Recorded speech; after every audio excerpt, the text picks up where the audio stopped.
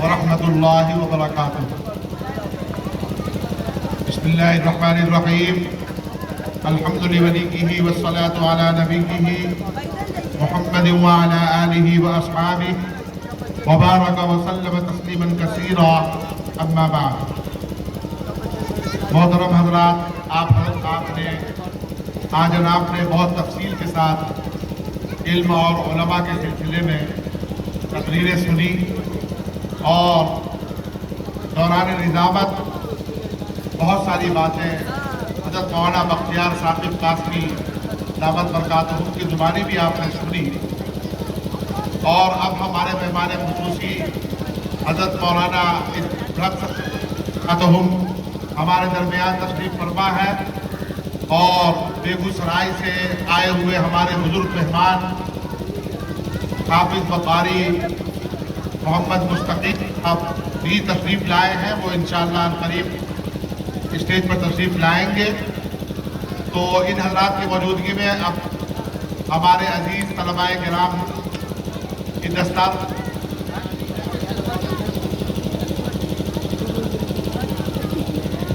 दस्तारबंदी भी अमल में आनी है। वो इंशाअल्लाह अब वक्त चूँकि बिल्कुल करीब आ चुका है, ख़त्म हो चुका है, तो इंशाअल्लाह अब जो है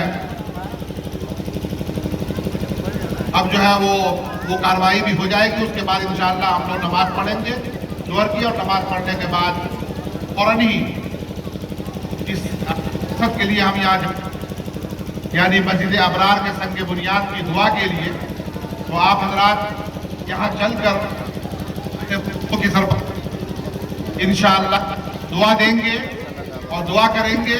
आप हज़रात के इखलास की बरकत से, मौजूदगी की बरकत से, आप हज़रात की दुआओं की बरकत से इंशाअल्लाह अल्लाह ने चाहा तो मस्जिद अबरार जो 2 मंजिल बननी, ये मस्जिद जो बहुत ही जल्द पाए तकमील को पहुँच जाएगी। आप हज़रात की दुआ की बरकत से, आप हज़रात की यहाँ मौजूदगी की बरकत से, इसकी बरकत से, और हमारे आने वाले बुजुर्गों की दुआओं की से, उनके बरकत से इंशाअल्लाह अल्लाह की ज़ात से हम तवक्को करते हैं कि ये मस्जिद का काम जो है मुस्तकिल चलता रहेगा और जल्द पाए तकमील को पहुँच जाएगा। तो अब तकरीर का मौका नहीं है और मैं तकरीर करने के लिए खड़ा भी नहीं हुआ हूँ।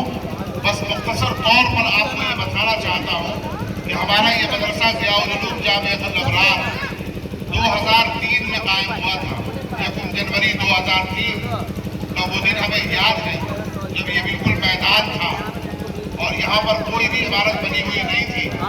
सामने रोड किनारे एक झोपड़ी बनाई गई थी जो छप्पर पोश थी, और उस झोपड़ी के अंदर ही बच्चों का पढ़ना, उनका सोना, उनका रहना और पाँचों वक्त की नमाजें, ये सब उसी झोपड़ी में हुआ करता था।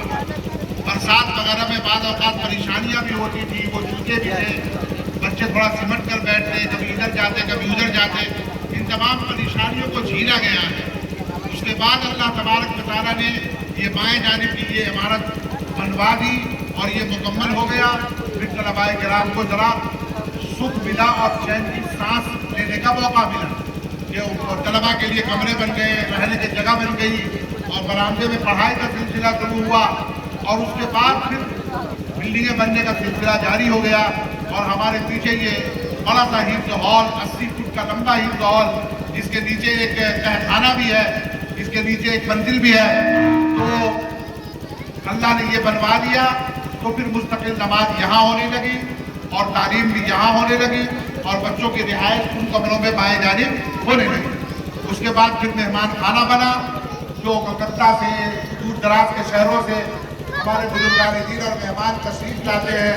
उन हज़रात के राहत और आराम के लिए उनके लिए मुस्तकिल एक अलग से कमरे बनवाए गए ताकि उसमें मेहमान आकर ठहरें और उनके तमाम ज़रूरियात का सामान वहाँ मौजूद हो, उनकी राहत का सामान मौजूद हो, वो सब बनवाया गया। और अब आखिरी मरहले में अल्लाह तबारक व तआला ने इससे कबल 4 महीने कबल ये दाहिने जाने में एक वज़ूखाना आप देख रहे हैं। ये बड़ा सा वज़ूखाना एक लंबा प्रोजेक्ट था जो 4 महीना पहले मुकम्मल हुआ है, 3 महीना पहले, और बच्चे अब इसमें वज़ू भी कर रहे हैं और अल्हम्दुलिल्लाह इसमें नहाने धोने की भी गुंजाइश रखी गई है। ایسا چبوترا وضو خانے کا بنایا گیا ہے کہ بچے ہفتے میں 2-3 دن کپڑے دھونا نہانا سب کر سکتے ہیں، اور اس کے بعد 5 وقت کی نماز کے لیے وضو کے لیے بھی یہ استعمال ہوتا ہے۔ تو ذالک من فضل اللہ یؤتیہ من یشاء، یہ سب اللہ کے فضل سے ہوتا ہے، کوئی انسان کے بس کی بات نہیں، نہ ہمارے بس کی بات، نہ آپ کے بس کی بات، کسی کے بس کی بات نہیں۔ ہم انسان کو ایک مشین کی طرح ہیں، مشین کو جیسے آپ آن کریں گے وہ اپنا کام کرے گا۔ ہم سب مشین ہیں، اللہ ہمیں آن کرتے ہیں تو ہم آن ہو جاتے ہیں اور ہم کام کرنے لگتے ہیں۔ ہماری اپنی کوئی خوبی نہیں ہوتی، ہماری اپنی کوئی ایبلٹیز نہیں ہوتی، اور ہمارا اپنا کوئی ٹیلنٹ نہیں ہوتا۔